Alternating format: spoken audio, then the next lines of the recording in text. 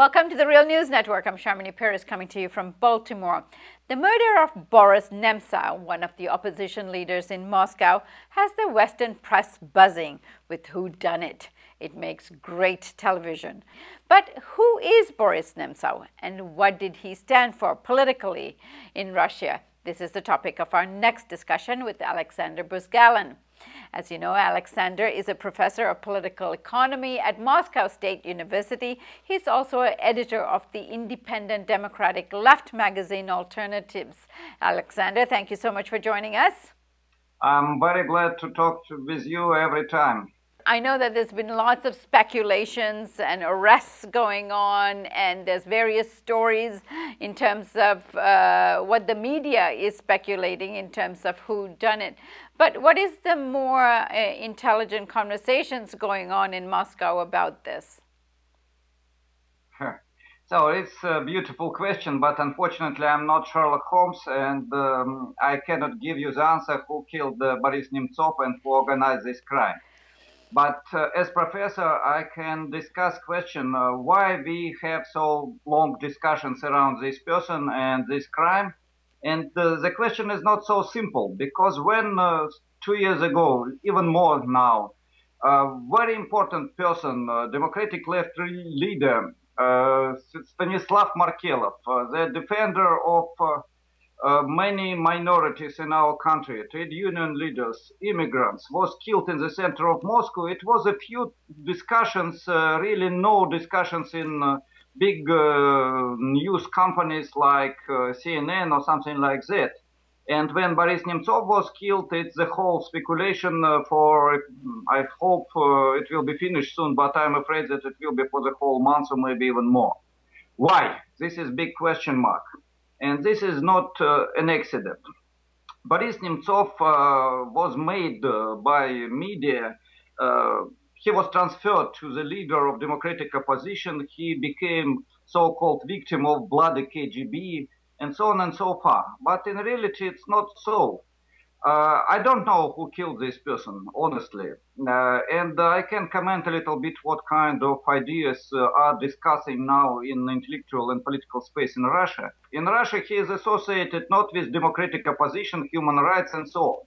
He is associated with bloody economic policy. I told bloody, and it means bloody. It was war in Chechnya, it was collapse in economy, decline, 50% decline of gross national product, 30% and more decline of average incomes for majority of population, 50% decline of real incomes. He was one of the leaders of this shock therapy policy, or so-called shock without therapy policy in Russia. And he is still associated with these right-wing shock therapy politicians, and he had no support from ordinary Russians and from majority of intellectuals. Only so-called glamour intelligentsia, part of bourgeoisie, part of pro-Western liberal political persons, and that's it, really minority.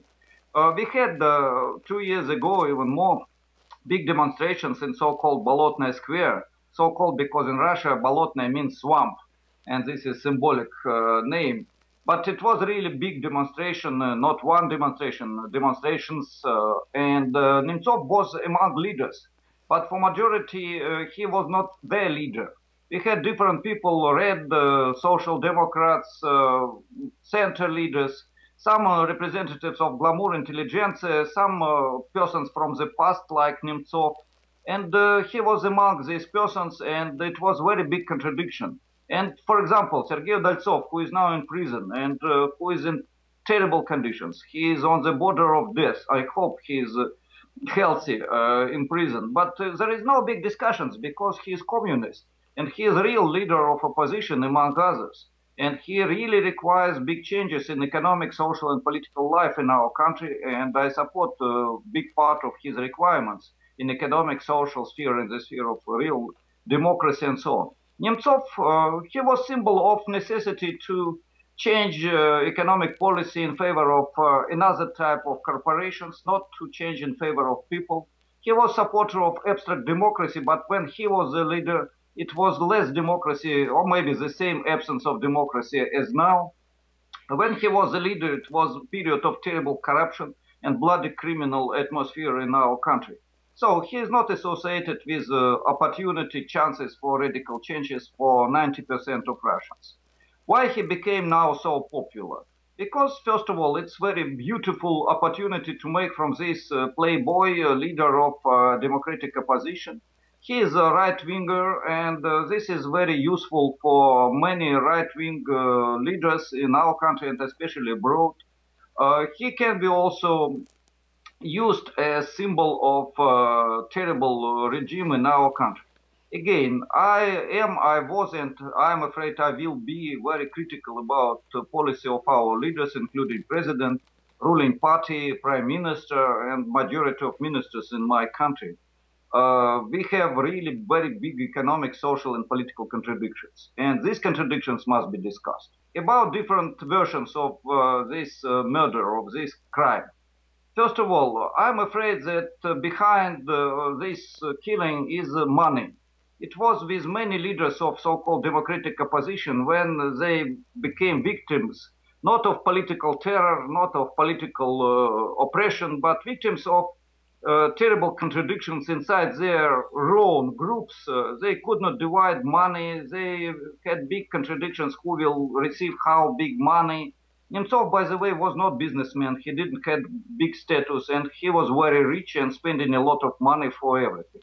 So this is one of the versions. That behind are simply big problems with money, division of money, and contradictions around this. And it was just people who were, how to say, anybody bought these people from Caucasus to kill Nemtsov because it was necessary to solve this contradiction.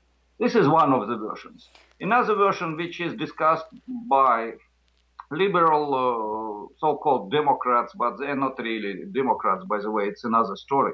I can tell you then a few words that they like Pinochet, these fighters for democracy, so-called democracy in Russia, or so-called fighters for democracy in Russia. But they think that it was organized by Putin, KGB, or something like that. I think it's not true, because for Putin this is big headache, and of course for him it was not profitable at all to have this person killed. Alive, Nemtsov was nobody. Nemtsov, as victim, became a symbol of I don't know what, of something terrible, beautiful, dangerous, and so on. A lot of people are now walking in the streets and with words, next me, next person who will be killed, it's me. So it's just symbolic game, and I don't think that this is Putin behind. Also, there is a strange version that friends, colleagues of Nemtsov decided to kill him in order to have this victim, this symbol, that it's a good person, a beautiful person, he is killed, and now all opposition will be united and will make something very big and important to change the situation. I don't think this is true, but this version is also popular. That's it, really. And generally speaking, for me, the question is not who is the murderer, who killed Nemtsov, or who is behind. Main question is what kind of problems we have in my country, in Russia, and what is the international context for these questions, for these problems, for these contradictions. And this question I really want to discuss, but first of all, I want to stress again and again. We have very important questions, even interconnected with violence.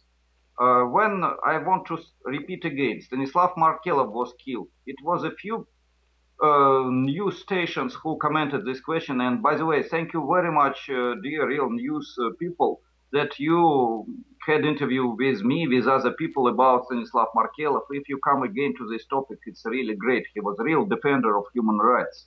Okay, Aleksandr, thank you so much for joining us and shedding light on this particular topic. And let's continue our discussion on the economy in our next segment.